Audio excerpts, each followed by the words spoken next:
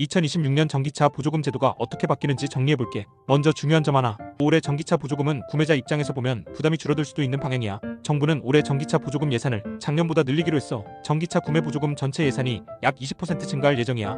단순히 숫자를 늘리는 게 아니라 다양한 방식으로 지원을 확대하려는 거지. 가장 눈에 띄는 변화는 이거야.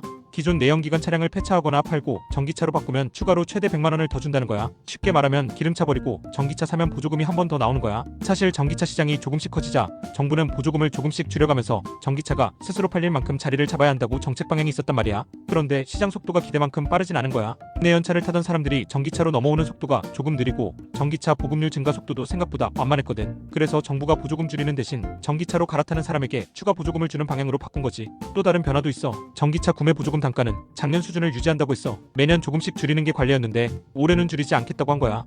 그리고 전기차 안심보험 같은 제도도 새로 들어와. 이건 전기차에서 화재 같은 사고가 났을 때 정부와 제조사가 함께 보장해주는 제도야. 이런 건 돈을 직접 주는 보조금은 아니지만 사람들이 전기차 사는 심리적인 부담을 줄여줘. 사실 이런 변화가 왜 나오는지를 보면 간단해. 정부는 전기차 보급을 속도전으로 보는 게 아니라 착실한 전환으로 보고 있는 거야.